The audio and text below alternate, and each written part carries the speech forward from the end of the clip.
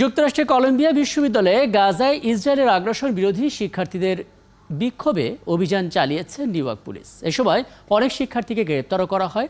আগামী 17 মে পর্যন্ত new York পুলিশকে এই বিশ্ববিদ্যালয়ে অবস্থান নিতেও বলেছে বিশ্ববিদ্যালয় কর্তৃপক্ষ।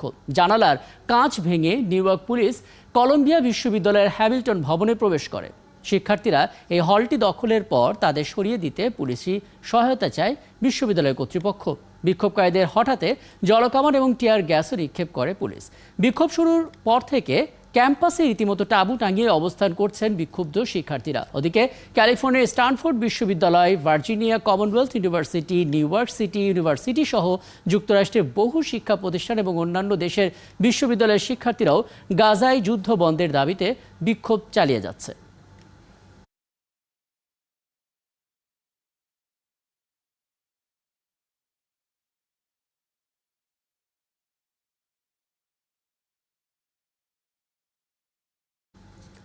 আমরা আসলে সরাসরি নিয়ে আলাপে যেতে চাই। আমাদের সঙ্গে আছেন আন্তর্জাতিক সম্পর্ক বিশ্লেষক অধ্যাপক ডক্টর ইমতিয়াজ আহমেদ। অধ্যাপক ডক্টর ইমতিয়াজ আহমেদ, আপনাকে আমন্ত্রণ জানাচ্ছি এবং অনেক অনেক ধন্যবাদ জানাচ্ছি আপনি আমাদেরকে সময়টা দিয়েছেন। এবং আপনি দেখেছেন যে যুক্তরাষ্ট্রের কলম্বিয়া বিশ্ববিদ্যালয় কেবল নয়, এর পাশাপাশি আরও প্রায় 40টি বিশ্ববিদ্যালয় এই গাজার ইসরায়েলি আগ্রাসন বিরোধী শিক্ষার্থীদের বিক্ষোভ ছড়িয়ে পড়েছে। আমরা কানাডা যুক্তরাজ্যের কথা বলছিলাম, ইউরোপের বিভিন্ন দেশের বিশ্ববিদ্যালয় কোর্ট করেছে, আন্তর্জাতিক গণমাধ্যমগুলো সব মিলে 100-এরও বেশি বিক্ষোভকারীকে নাকি আটকও করা হয়েছে। আপনার বিশ্লেষণ আসলে কি বলে? আমরা তো এরকম পরিস্থিতি কেবল থার্ড ওয়ার্ল্ডে দেখতাম, এখন সেখানে এটা হচ্ছে, কত দূর পর্যন্ত এর প্রভাবটা পড়তে পারে? বিকাশে কম খরচে ক্যাশ আউটের লিমিট বেড়ে 50,000, প্রিয় এজেন্টও 2টা। কোথায় যাচ্ছে পরিস্থিতি? জি ধন্যবাদ। মূল আমেরিকায় স্পষ্টত ভিয়েতনাম যুদ্ধের পরে এটাই বড় আকারে হয়েছে, যদিও মাঝখানে সাউথ আফ্রিকার পক্ষেও ছাত্ররা নেমেছিল। এবার যে জেনোসাইড যেটা ইসরায়েল যেটা কমিট করছে, এখনও যে জেনোসাইডে চলছে, যেখানে আমেরিকা রাষ্ট্রের একেবারে ডিরেক্ট সাপোর্ট আছে বা কমপ্লিসিটি আছে, সেটা ছাত্রদের সামনে রীতিমতো যে টেকনোলজি এখন আছে তারা রিয়েল টাইমে দেখতে পেরেছে, এবং সেটা তো হজম করা খুবই সম্ভব। যে কোনো ইয়াং ছাত্র যারা মূলত প্রোগ্রেসিভ চিন্তা ভাবনা নিয়ে পড়াশোনা করেন, তারা পৃথিবীর সাথে যথেষ্ট তারা সম্পর্ক রাখে। এবং মনে রাখতে হবে যে আমেরিকা বিশ্ববিদ্যালয় প্রচুর বিদেশি ছাত্ররাও পড়াশোনা করে এবং প্রচুর বিদেশি শিক্ষকরাও সেখানে পড়ায়।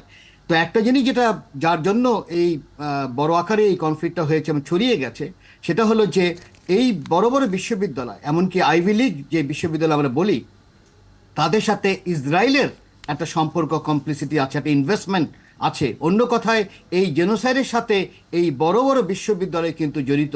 আমি সবসময় বলতাম, যখন র্যাঙ্কিং করা হয়, র্যাঙ্কিংকে আমি সবসময় এই জিনিসটা বলতাম যে না, যেসব বিশ্ববিদ্যালয় যুদ্ধের সাথে জড়িত বা ইনভেস্টমেন্ট করছে বা সামরিক যে রিসার্চ করছে, তাদের মাইনাস পয়েন্ট থাকা দরকার। না হলে কিন্তু আমরা ঠিক বিশ্ববিদ্যালয়ের কি কারণে একটা একটা ইনস্টিটিউশন আমরা বিশ্ববিদ্যালয় বলছি, সেটা কিন্তু বোঝা যাবে না। এবার স্পষ্টত যেটা হয়েছে সেটা হলো ছাত্ররা তারা নেমেছে, তারা ভালো করেই জানে যে তাদের বিশ্ববিদ্যালয়ে বড় একটা ইনভেস্টমেন্ট আছে, এবং তারা সেই কমপ্লিসিটির অংশ হতে চাচ্ছে না যে আমার বিশ্ববিদ্যালয় একটা জেনোসাইডের সাথে সম্পর্ক থাকবে। সেই জায়গায় আমি মনে করি যে বড় অ্যাটেনশন পড়েছে, এবং যার কারণেই একেবারে পুরো আমেরিকা সহ বিভিন্ন দেশে ছড়িয়ে যাচ্ছে, যেখানে এই কমপ্লিসিটিটা স্পষ্টত দেখা যাচ্ছে। একটা বিষয় আপনি দেখেছেন নিশ্চয়ই, সেখানকার শিক্ষার্থীরা যখন গণমাধ্যম কর্মীদের বিভিন্ন সাক্ষাৎকারে কথা বলছিল, এক একজন এক এক কথা বলছিল, এর ভিতরে দেখা যাচ্ছে যে ওরাই বলছে ইসরায়েলের সাথে সম্পর্কিত কোম্পানি এবং ব্যক্তিদের বয়কট করার আহ্বান করার কথা বলছে। এখন প্রশ্ন হচ্ছে, আমেরিকার একটা পররাষ্ট্র নীতি আছে এবং শিক্ষার্থীদের এরকম একটা মনোভাব আছে, দুটো মিলে আসলে কি মনে হচ্ছে? মানে তারাই কি আসলে আমেরিকার পররাষ্ট্র নীতির মানে বাইরে চলে যাচ্ছে কিনা, এবং আমেরিকার সামনে নির্বাচন আছে, সেখানে আসলে কি ধরনের ইম্প্যাক্ট পড়তে পারে? মনে রাখতে হবে যে আমেরিকার পররাষ্ট্র নীতির মধ্যে অনেক কিছু আছে যেটা বড় আকারে অনেকে জানে না। তাদের মিডিয়া প্রচণ্ডভাবে একটা কনসেন্ট্রিং কাজ করে, মেইন স্ট্রিম মিডিয়ার যে বিষয়টা। এবার যেটা হয়েছে, যেই হামলাটা হচ্ছে বা যে জেনোসাইডটা যেটা হচ্ছে, সেটা লাইভ তারা দেখতে পেরেছে। এবং এখানে একটা টেকনোলজির একটা বড় কাজ হয়েছে, সেটা টিকটক টেকনোলজির বড় কিন্তু একটা অবদান হয়েছে। এই টিকটক টেকনোলজির মাধ্যমেই কিন্তু ছড়িয়ে গেছে। এখন অনেক ছাত্রই হয়তো জানে না, যখন তারা স্কলারশিপ পেয়েছে, যখন তারা একটা ফেলোশিপ পেয়েছে, যখন তারা পড়াচ্ছে, আমি মনে করি অনেক বাংলাদেশিরা যারা ওখানে পড়ায় তারাও এই জিনিসটা জানে না। কারণ তারা, আমরা সারাক্ষণ আমরা দেখি তারা বাংলাদেশকে সমালোচনা করে, কিন্তু যেই বিশ্ববিদ্যালয়ে তারা আছে সেই বিশ্ববিদ্যালয়ে যে বড় আকারে ইনভেস্টমেন্ট করছে ইসরায়েলে, এবং একটা কি বলা হয় সেপারেট ট্রিটমেন্ট করছে, এবং একটা জেনোসাইডের সাথে যে সম্পর্ক, সেটা এবার যত স্পষ্ট হয়ে এসেছে, এটা জানে না। এর কতগুলো কারণ আছে, কারণ ফরেন পলিসি তো মূলত পলিটিশিয়ানসরাই করেন। বড় আকারে কিন্তু দেখা যাচ্ছে যে ইসরায়েলের যে লবি যে গ্রুপ আছে, তারা বছরের পর বছর এইসব পলিটিশিয়ানদের ফান্ড করেছে, তাদের ইলেকশন ক্যাম্পেইনের সাথে তারা সম্পর্ক রেখেছে, যার জন্য দেখা যাচ্ছে একটা কনসেনসাস, কি ডেমোক্র্যাটস কি রিপাবলিকান দুটোই কিন্তু প্রো ইসরায়েলি। এই জায়গায় আমার মনে হয় এই মানে একটা বড় আকারে ছাত্ররা ওই কমপ্লিসিটির সাথে কোনোভাবেই তারা কি বলা হয় তারা যেন না থাকে, সেই জায়গায় একটা আলাদা কাঠামো এই ছাত্ররা তৈরি করেছে। এখন কতখানি এটা পারবে, কারণ রাইটলি বলা হচ্ছে যে আমেরিকার সাথে ইসরায়েলের একটা স্পেশাল সম্পর্ক আছে। আমি অনেক জায়গায় বলেছি যে ইসরায়েল একটা 51st স্টেট হিসেবে পরিণত হয়েছে। তার যে লোনটা পায়, তার যে ওয়েপন্সগুলো পায়, সবগুলো কিন্তু সেপারেট ট্রিটমেন্ট।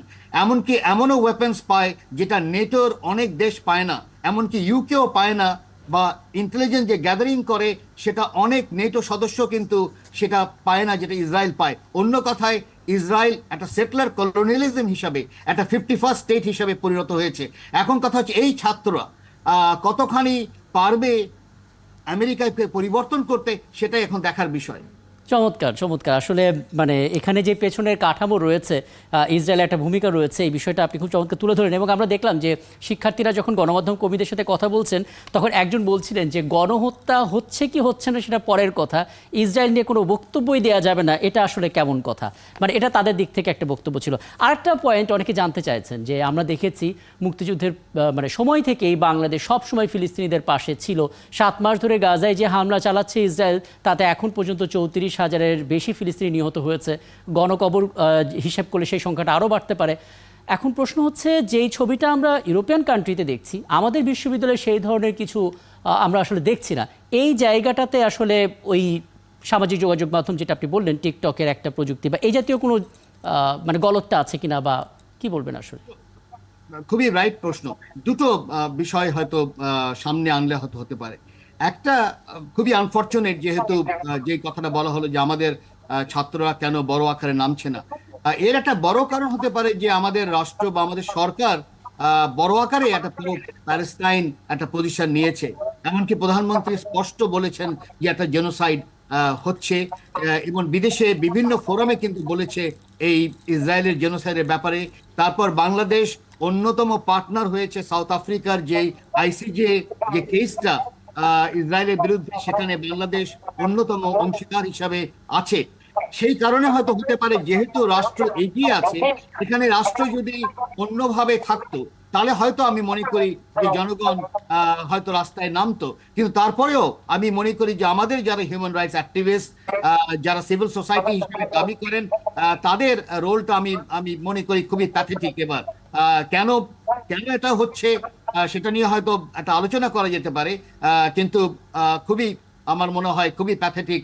কেন তারা বড় আকারে কেন লেখালেখি করছে না, কেন বড় আকারে সমালোচনা করছে না, কেন প্যালেস্তাইনের পক্ষে যেভাবে বলা দরকার, বা এমনকি আমেরিকার জনগণের পক্ষে যেটা বলা দরকার সেইভাবে কিন্তু তারা বলছে না। এটা খুবই আমি মনে করি একটা প্যাথেটিক বিষয়। আপনাকে অনেক ধন্যবাদ, অনেক ধন্যবাদ, আপনি আমাদেরকে সময়টা দিয়েছেন। ছিলেন আমাদের সঙ্গে আন্তর্জাতিক সম্পর্ক বিশ্লেষক অধ্যাপক ডক্টর ইমতিয়াজ আহমেদ। এবং যে ইসরায়েল বিরোধী বিক্ষোভটা হয়েছে আমেরিকার কলম্বিয়া ইউনিভার্সিটি সহ বিভিন্ন ইউনিভার্সিটিতে, সেটার প্রভাব কতদূর যেতে পারে, পরিস্থিতি কি, সেটা নিয়ে মূলত আমরা কথা বলছিলাম।